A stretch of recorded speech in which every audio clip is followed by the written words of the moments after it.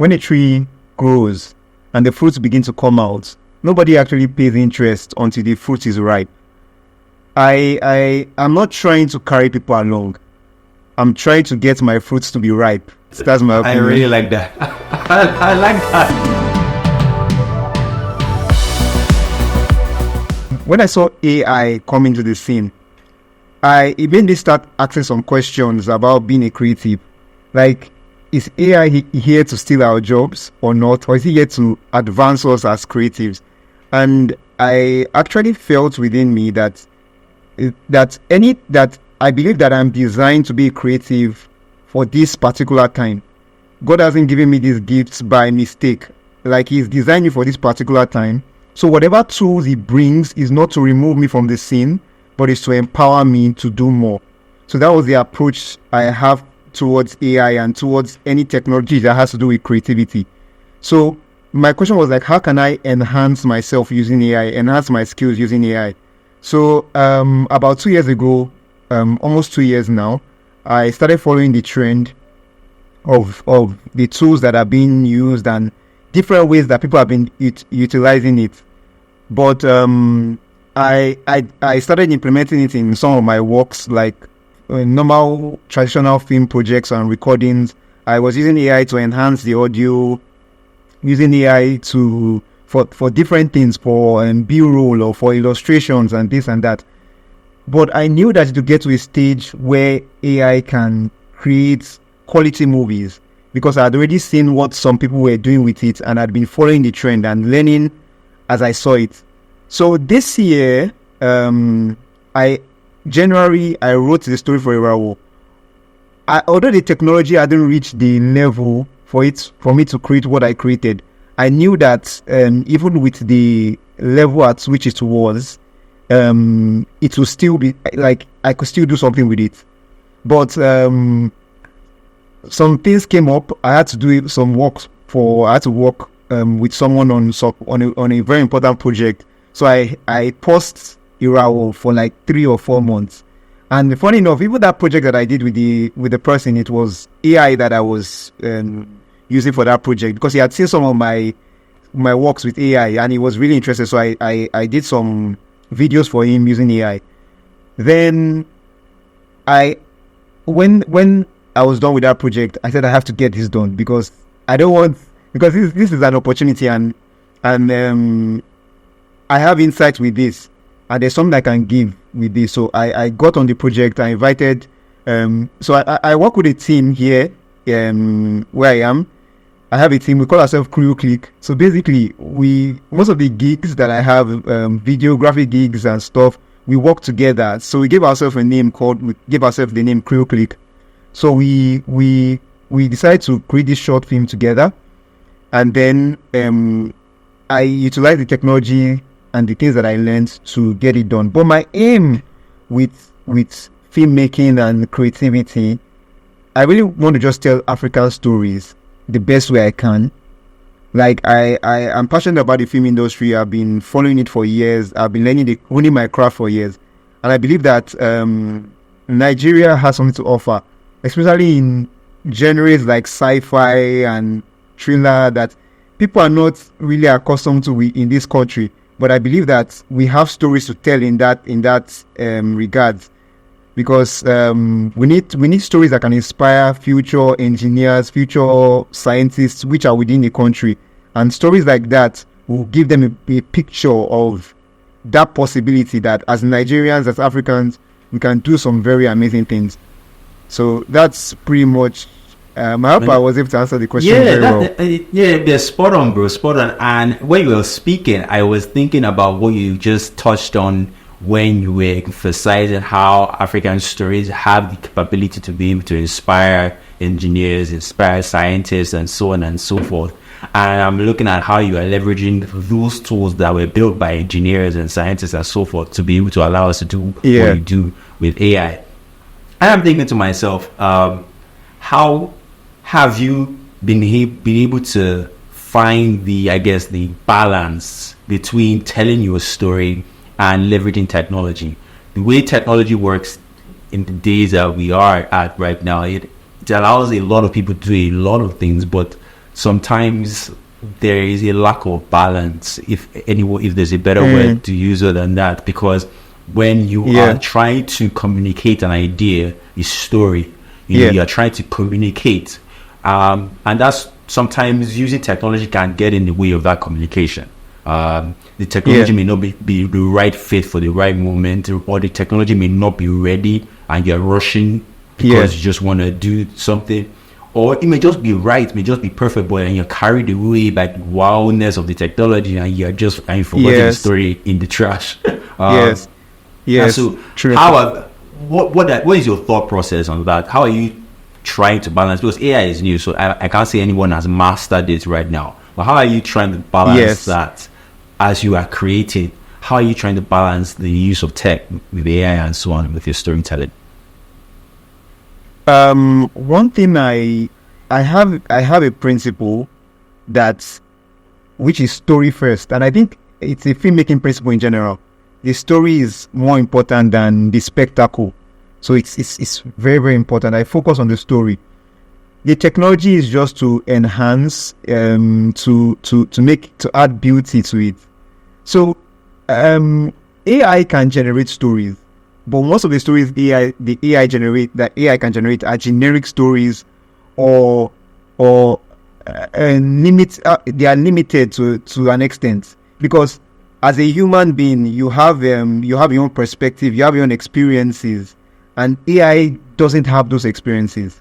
Like you can tell ChatGPT to generate a Nigerian story, but it can only generate it based on its inputs. It can't get the real essence, the experience that we have on a day-to-day. So what I do is that I make sure that the story is being told, the story comes first, and I dictate that story. I don't allow the AI to dictate that story to me. So I can work with AI to enhance the story, but I am the one dictating the story.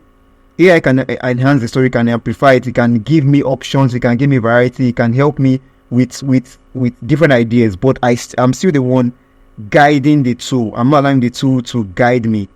So I believe people have their own opinions, but I believe that stories are more powerful when we are the ones in charge. Stories can touch more. I've seen a lot of things with AI. I've seen AI do a lot of fantastic stuff. I've seen AI generated music that sounds so beautiful, and it's so like when you listen to it, you can actually you feel like you're connected with it. But the fact is that it's still not human. It still lacks that human experience. It's just based on data that has been imputed into it, if there's a word like that. But so I guide the story. I make sure that I'm the one guiding the AI with my story, and then whatever variety or embellishments that the AI can put on it that I think will work, I take advantage of that. So I think that's pretty much it. So with your experiences, I love what you talked about, how your experiences, are very pivotal in guiding a story, in creating a story, and it trumps AI. And I really want to talk about experiences because your experience as an African storyteller, with your development, your skills, and everything else that supports that, your experiences are incredibly unique. First, as an African storyteller, then next as John, as a person. Do you think that as a filmmaker, as a storyteller, do you think that there is a struggle to as it were, choose your experiences over the experiences of others? We live in a world where certain experiences are more celebrated than other experiences. Certain experiences are considered, the creme de la creme compared to other experiences. And so we see those experiences played out in cinema, played out in popular culture. But as an African storyteller, what has been your challenge in choosing your experience above the experiences of others, and choosing to nurture that experience and grow that experience and let that experience be the stories that you tell?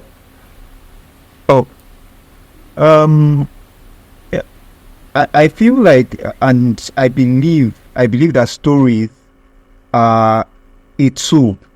All stories are they are a tool to serve a purpose. Like I said, one of the purpose for Ìràwọ was to inspire the next generation of engineers and to show them there's a possibility. So every story is a tool. There are some circumstances where you might choose not to use your own experiences, and then you have to put yourself in other people's shoes so as to get a message out there. Like if I feel the burden to tell a story about a rape victim. I have not gone through rape. I've not gone through that with sexual abuse. But to tell that story, I have to put myself in their shoes. I have to do my research, interview them, empathize with them. So there are some certain situations, depending on what the result I'm trying to get, what the effect I'm trying to get. But depending on that effect, I will choose either to put myself in another person's shoes or to emphasize on my own experiences, because there are some certain stories or there are some certain results that only my own experiences can get. So it depends on the result I'm trying to get. That's incredible. When you're talking about results, I was also thinking about how when you combine AI, when you combine modern or traditional filmmaking, when you combine all of those things together, things start to get interesting. But one of the things with AI has always been the unpredictability of its nature. And one of the things about filmmaking, it has been the need to control everything. You want to control the light, you want to control the sound, you want to control every single bit of what it is that you're doing. How are you able to manage that, right? With what you have access to right now, what you have experienced, how have you been able to manage and control? Because I've seen some of those your clips, some of the images. I'm like, this must have really taken you some figuring out to do, between the characters that you had to build, the background that you had to generate, all of those different things. How are you managing controlling things?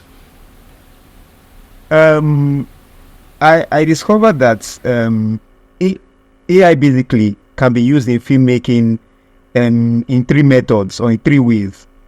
The first way is where you give the AI free roam, basically, and then it can generate even videos. There are some certain works that I've done where I allow the AI to generate. I create the images with the AI, and the AI generates the image, converts the images to videos.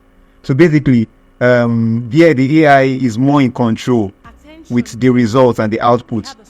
Then the second method is like the motion capture method that I used on Ìràwọ, which I created a character and then I use motion capture to move the character the way I want. Also, the motion capture is also AI.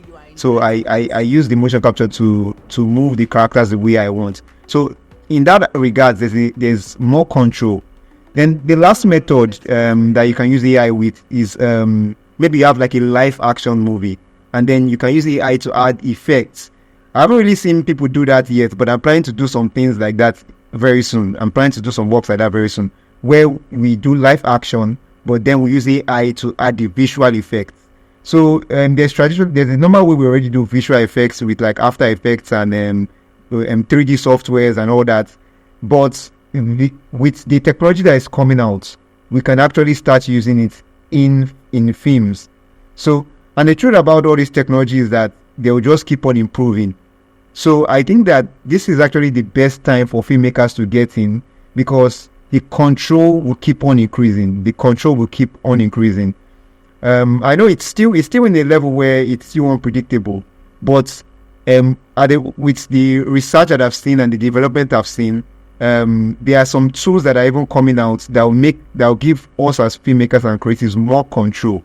So I don't think control will be a problem in the near future. When you were speaking, I kept thinking about how the way it's set up as it is, the learning curve, I would say, is not as terrible. Yes. I mean, you can say as for now that you can pick up the skills needed to be able to understand how to leverage AI in your workflow, or the current AI that exists in your workflow, pretty quickly. if you've been in the game for a minute, but over time that learning curve will start to get steeper and steeper. That's the assumption, anyways. What do you think about dipping your feet into AI? How much should you dip your feet into it? Do you think that it's something that can become some stuff that you have to go to school to study for, stuff that would need an entire curriculum, stuff that would need like a whole genre will come out of it? Because I used to edit for a bit with Premiere Pro when it started in the earlier days. We're talking about Premiere Pro 5, 6 and things like that. And one of the things that I realized from editing way back then with Premiere Pro with Final Cut 7 is that there is a way that your mind is framed as an editor that you carry on. So even with the new things that you're seeing nowadays that you can do easily, there's just a structure that your mind has that doesn't quite exist, or in my own personal opinion, I feel doesn't quite exist with newer, innovations with video editing. And I almost feel as though that for you to be able to edit properly now, you still need to go back to those foundations and understand those structures of why it is so that when you're using the tools that I'm learning now, you know why you're doing what you're doing. I'm wondering if the same thing will play out with the introduction of AI, if getting in early might just be the trick. That by the time it's a couple of years from now, it might be too late. What do you think? Is there a FOMO to AI? I actually feel there shouldn't be any fear. Why? Because like over the past almost 2 years now, like I said, it's almost 2 years that I've been following the AI trend. The tools that have been used have been changing so fast. As in, like what people were using last year to get some certain results are not what they are using this year. So like it is still in development. And I feel like we can't put a curriculum around it yet because it's ever evolving. Whatever curriculum we put around it now will have to be flexible. Like there's a guy that does an AI filmmaking course. Although I haven't taken the course, the course is he always updates the course almost every month, I think, because the course that he did last year is not the same thing as it is early this year and the same thing as it is now, because things are changing at a very, very fast rate. So I believe that it will actually get to a point where there will be a structure, but it will take quite some time before it gets to that level. But for now, it is still in development. So whatever you learn today, you still have to keep yourself updated. Like one of the tools that I used for Ìràwọ, when I produced it last 2 months, currently the tool has updated and has more features now that it didn't have then. So it's ever changing. So we can't create a curriculum yet. But one thing I know is that the school system can't catch up with AI. So if you want to learn it, it has to be something that you have to be intentional about on your own journey as a filmmaker. You have to be intentional about it to just see what is going on in the industry, in the space. And but what a teacher can do, or what someone that has the experience can do, is to guide people. Okay, this is what is going on now. This is the trend now. And this is what I think you should put your eyes on. I think that's what any teacher, any AI teacher should do now. They should just expose their students to the current landscape of AI and what they believe the future will hold. So I think that's what we can do as quote unquote AI experts, because everybody's learning. Nobody's an expert. But I think that's always. Yeah. I love that. Okay, but I only want to talk about this FOMO thing. I think there's a FOMO around it, kind of, where if you are not using it, like, do you have to use it? Do you have to learn it? Now, this is my belief. This is my belief concerning that. Like, I've done several LinkedIn articles on that, and this is what I believe. As a creative, like, what you need to do is to build a brand for yourself in this season, because like in the time of, let's say, Picasso, for example, there are many people that could create art at the same level as him. But the reason why people were buying his own art was because he is Picasso.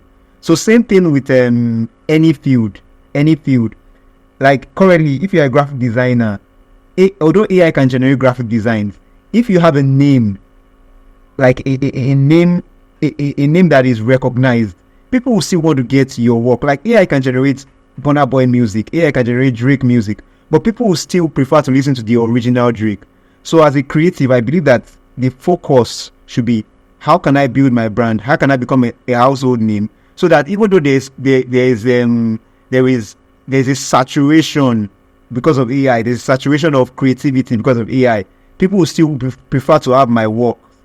So as an artist, if you're a painter, AI can generate paint-like images, but still, if you have a name in the industry, people will still want to get your work. So I believe that's how. So there's no fear. Just build a brand, build a name, start out in your industry, and I believe that even if you don't follow the AI trend and know the AI tools, and you're still doing what you are doing excellently, like you will still get traction. Okay, all right. Vote of confidence there, but I would also wanted to look at what you're doing with Ìràwọ. What's the long-term goal with it? Okay, so the long-term goal for Ìràwọ, like I wanted to experiment and see what can be done with AI, and I believe that the technology will still improve. And like I said earlier, I plan to integrate it more to even traditional filmmaking, because I love going out shooting. I love that, so I want to integrate it also with that. But still, I because of my love for animation also, I'll also infuse it there. So I'm planning on finishing up with the series, and then if in subsequent productions that we do, integrating AI into it and utilizing it to get amazing results. Do you think that what you're building, what you're working on as a system, something that can be, let's just say, replicated? You know, there is a beautiful thing that I love about many big studios that we've seen that has made some of the biggest films that we've all enjoyed growing up, the Disneys and whatnot. Yes. Usually when they build a project or they work on a project, they end up building up systems. Yes. Like I can't say whether or not that was deliberate or not, but those systems, they end up using them on other projects or using them as a foundation to build up on other projects, and so on and so forth. And so I'm wondering, can that still apply to what it is that you're doing, and even to AI in general, where people build systems and then they build systems on top of that system, and they build systems on top of that system. So you are building something that is a working machine, working tool that can be replicated on other projects. Yes. So currently in the AI landscape, I've noticed that most people that are AI filmmakers are usually operating solo. Like they are just alone. They don't have any partners and this. But one thing I thought about is Disney. The reason why they are where they are is because of teamwork. I believe that although AI gives us the ability as creatives to create like a show or a movie on your own, I still believe that teamwork is still needed. Teamwork is still very, very important as a creative. So I am building out a system whereby I can also work with other creatives around me to be able to utilize AI to create more films.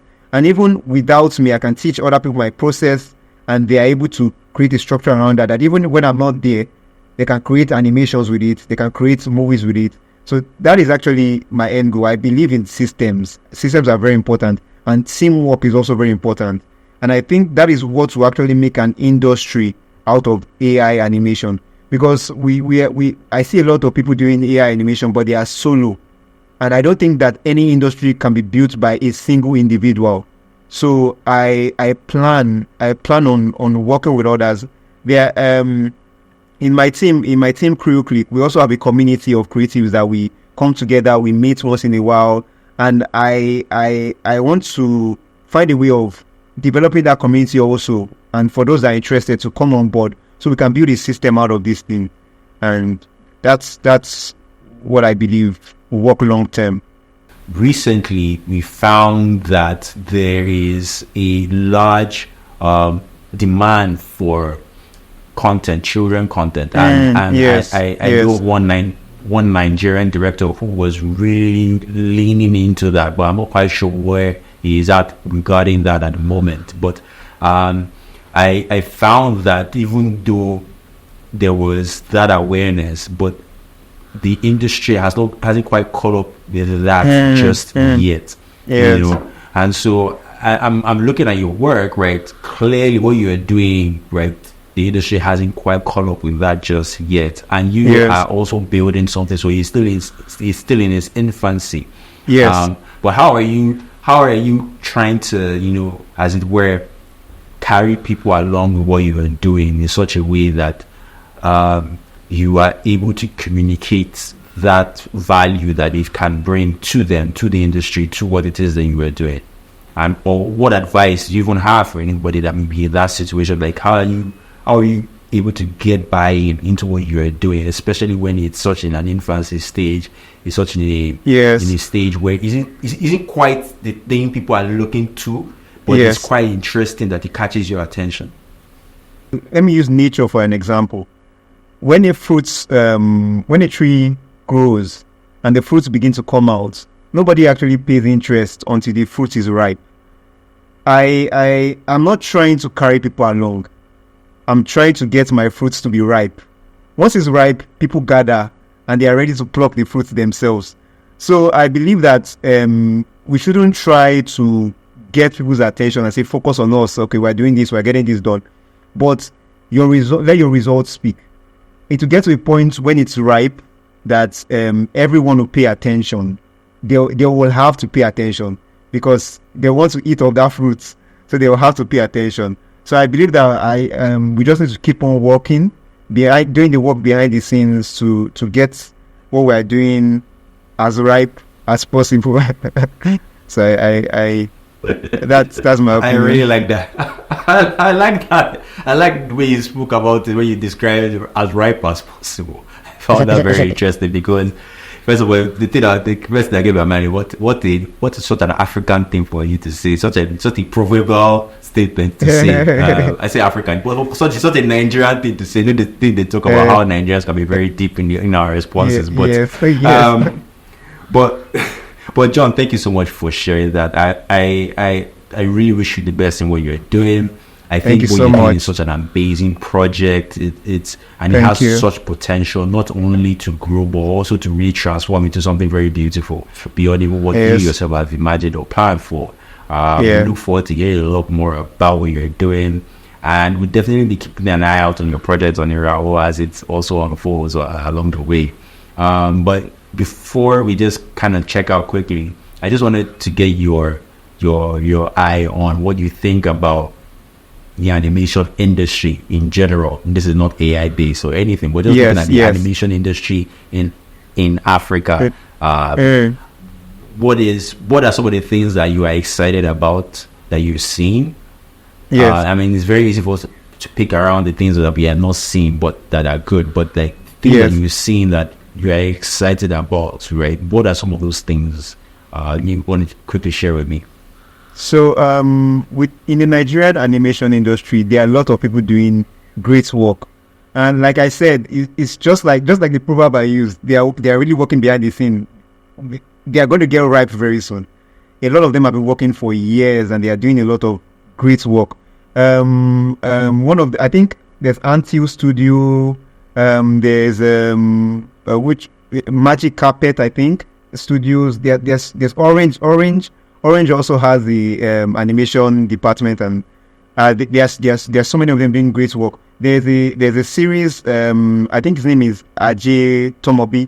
He's releasing a series called Yekini. So it's based on like a footballer. I think it's based on Rashid Yekini story. Yes, or inspired by him. So he's working on that. He's working on that for years, and it's coming out very soon. So there are so many people doing great work, but animation is hard work. Like I've tried 2D animation, I've tried 3D animation, so I know the work that goes into creating those results. So I believe that this season, a lot of great stuff is coming out, because we have gotten to that stage where the quality of our animation is international standard. Like I'm seeing what those guys are doing, and it has gone to a level where these guys can produce international standard. Like there's I'm trying to remember the name of the studio now. They are creating a series called Strike Guard. Strike Guard is a superhero series. So we are going to a level where it's standard now. Well, so all we just need now is just more investment and a bigger team, basically. Because, like I said, animation is serious work, so it needs a very strong team. And I believe that the sky is the limit. The Benga Ajetomobi also does a series online for kids. I think it's called trying to remember the name now. I forgot the name of the series, where they sing songs, African songs, and they have a series on YouTube. Really? Yeah, they do. It does. Amazing. His team has. So there are people doing work behind the scenes. It's just that the larger community, the larger Nollywood community, hasn't taken note of this. So I believe that very, very soon these works will begin to speak for themselves. Amazing. It was such a time I had with you, John. Thank you so much for joining me and everyone else on the 7 Days podcast today. Thank you so much. It's a pleasure.